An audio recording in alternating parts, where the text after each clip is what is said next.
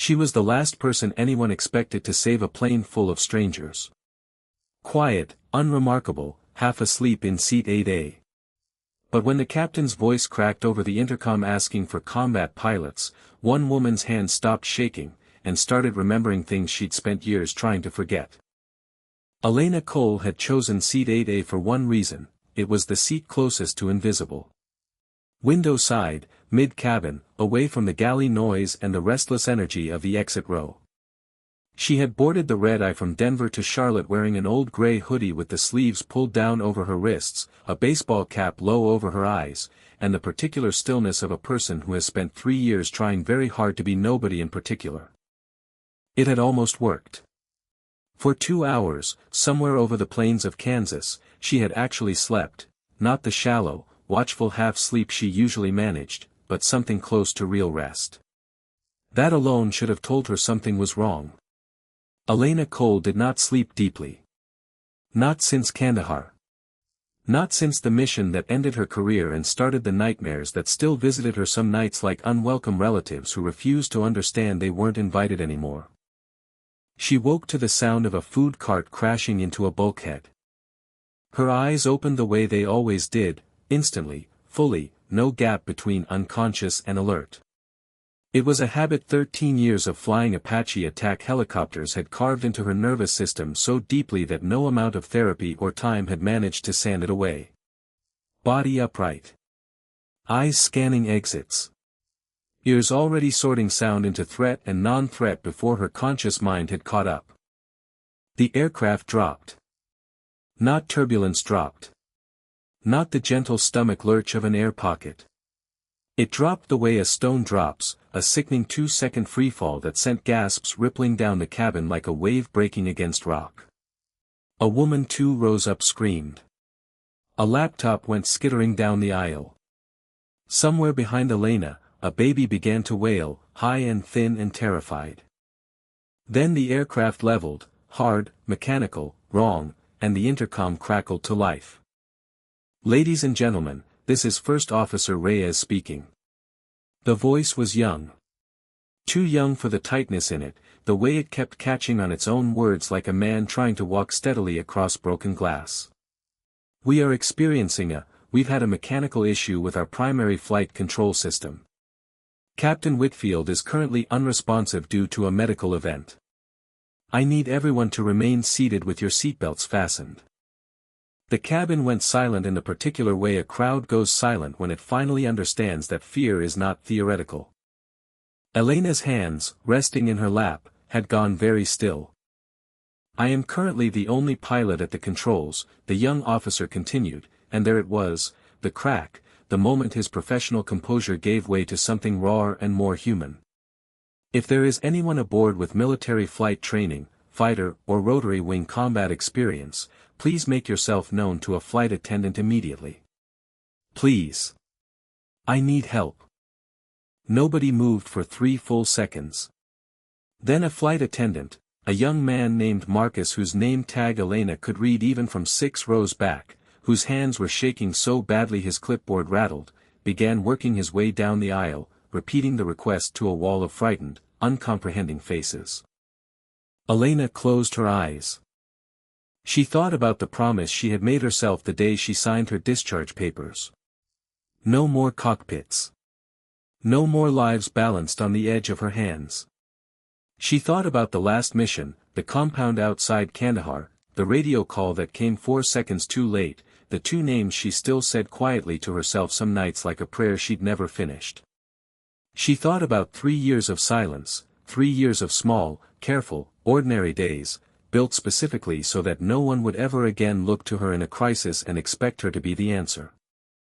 Then she thought about the baby crying behind her, and the sound the aircraft had made when it dropped, and the young man's voice breaking on the word please.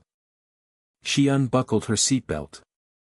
"I have rotary combat experience," she said quietly to the woman beside her, a college student named Priya who had spent the last 2 hours nervously scrolling her phone and was now staring at Elena like she'd grown a second head.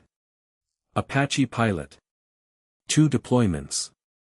Elena stood, smoothing down her hoodie with hands that, to her own faint surprise, were completely steady. Excuse me.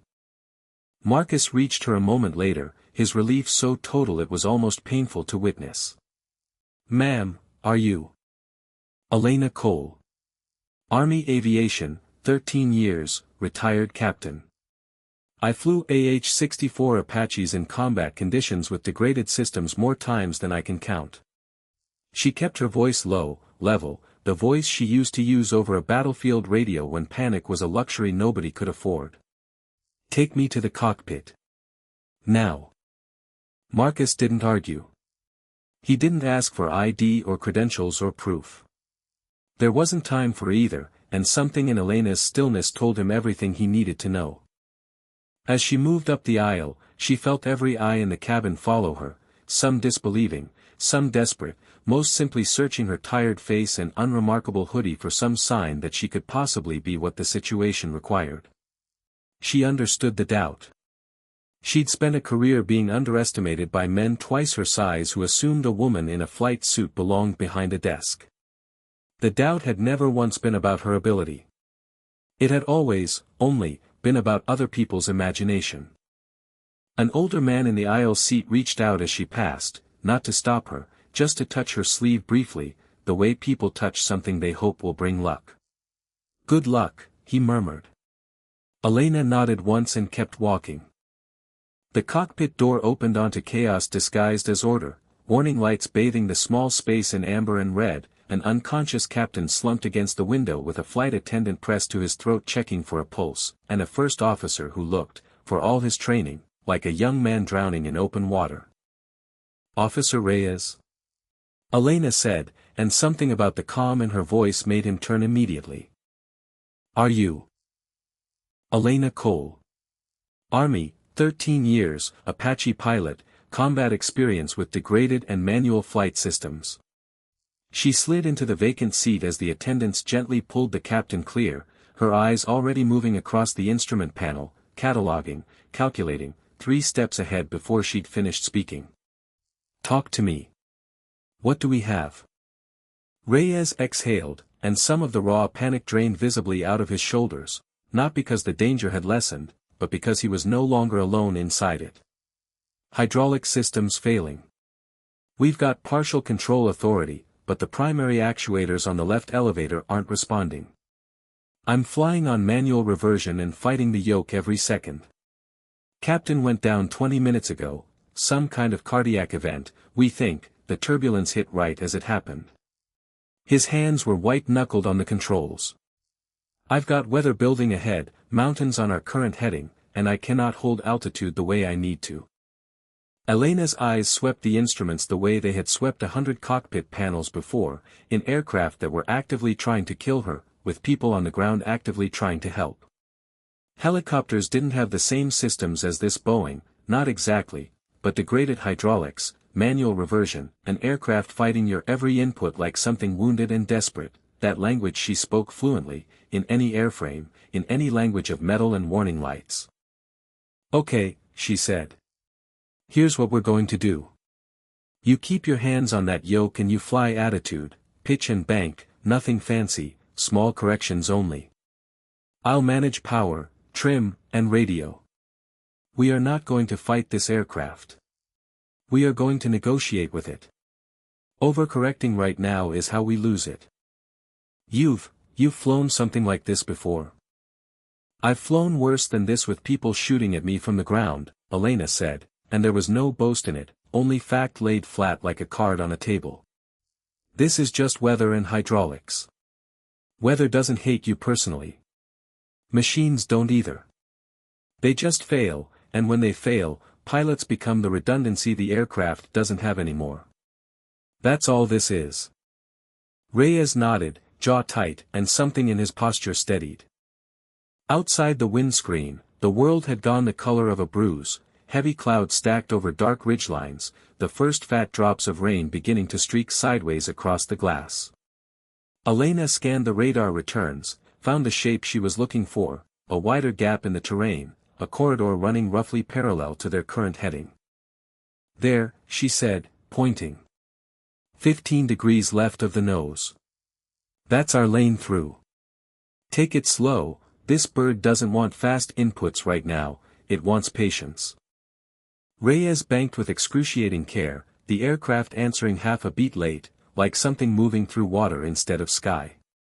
Elena felt the old cold clarity settle into her chest. The place fear used to live before 13 years of training had converted it into something colder and infinitely more useful.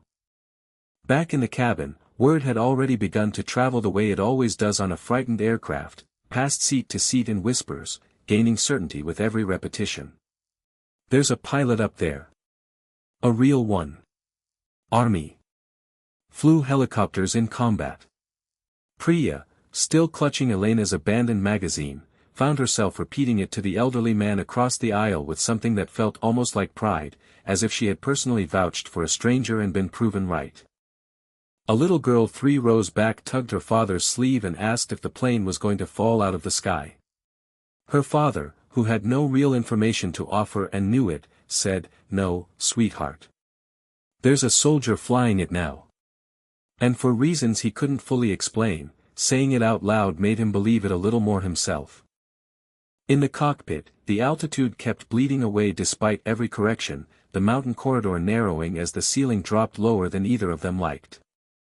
"Trim's fighting me," Reyes said through gritted teeth. "We're drifting out of the corridor."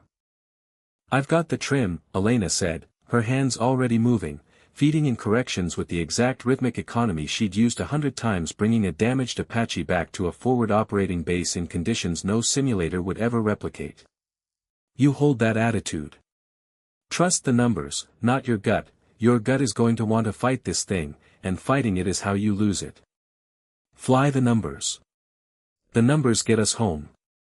Reyes exhaled hard, shoulders dropping half an inch, and locked his focus onto the instruments the way she told him to. The aircraft, impossibly, began to answer more smoothly, its motion less like a wounded animal and more like something that had, however briefly, agreed to be flown.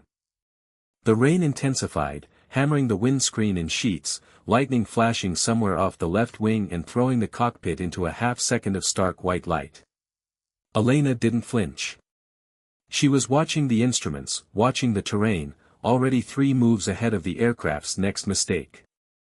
"Talk to approach control," she said. "Tell them partial hydraulic failure, manual reversion, requesting priority vectors and the longest runway they've got. Tell them we need emergency crews standing by and we need the mountains cleared from our approach path." Reyes made the call, his voice steadier now than it had been in 20 minutes, borrowing calm the way a drowning man borrows a life preserver, gratefully, completely, without shame. The response crackled back through crossed static, vectors, clearance, a runway 31 miles ahead, emergency crews already rolling. Elena felt something in her chest ease by one small, permitted degree. "There," she said, nodding at the radar. "That's our field. Gear check, flaps as she'll take them." And Reyes, she looked at him for the first time since sitting down, and her voice, for the first time, allowed itself the smallest edge of warmth. "Fly it exactly like you've flown 100 landings before. Because you have. This is no different. It's just louder." The descent through the last ragged layer of cloud felt endless, the aircraft shuddering as it clipped turbulence rolling off the ridgeline, the yoke fighting Reyes's hands with a stubbornness that made his forearms burn. Elena worked the trim in small, patient increments, never overcorrecting, feeding the aircraft exactly what it needed and nothing more, the same discipline that had once meant the difference between bringing a crew home and not. And then, through the rain-streaked glass, the runway lights appeared, small, distant, and exactly, precisely where Elena had known they would be. "There's our field," she said quietly. "Gear down. Nice and easy." The landing that followed was not gentle. It came in fast and hard, one gear strut shrieking against a stress it was never designed to absorb, sparks trailing along the tarmac in the rain as emergency vehicles converged from every direction, lights strobing red and blue across a cabin full of people who had just watched something impossible happen from the inside. The aircraft shuddered to a stop. For one full second, absolute silence held the cabin, the particular silence of 160 people simultaneously realizing they were still alive. Then the applause started, somewhere near the back, uncertain at first and then rolling forward like a wave, passengers rising on shaking legs to clap for a first officer white-faced with relief and for a woman in a grey hoodie who was already trying to slip quietly back toward seat 8A, visibly uncomfortable with an attention she had never asked for. Priya caught her arm gently as she passed. "Thank you," she said, and there wasn't anything else to say that would have meant more. Elena only nodded, sat back down, and clasped her hands in her lap exactly the way she had 2 hours before, as though the last 20 minutes had happened to someone else entirely, someone she used to be and had promised herself she'd left behind. The elderly man across the aisle leaned over as the cabin began to move again, paramedics boarding to tend to the captain, reporters already gathering somewhere beyond the jet bridge that Elena had no intention of speaking to. "Who are you?" he asked, not really a question anymore, more an acknowledgement that the quiet woman beside him had turned out to be someone else entirely. "Elena Cole," she said simply. "I just wanted to get home." Outside the window, the storm was already breaking apart, streaks of pale morning light finding their way through the clouds over the wet tarmac. Somewhere far above the runway, 13 years of training and 3 years of silence finally, quietly, allowed themselves to rest, if only for one more flight, one more sky, one more group of strangers who would never know her name a week from now, but who would never forget, for the rest of their lives, that once, on the worst night of their journey, Help had been sleeping quietly in seat 8A the entire time.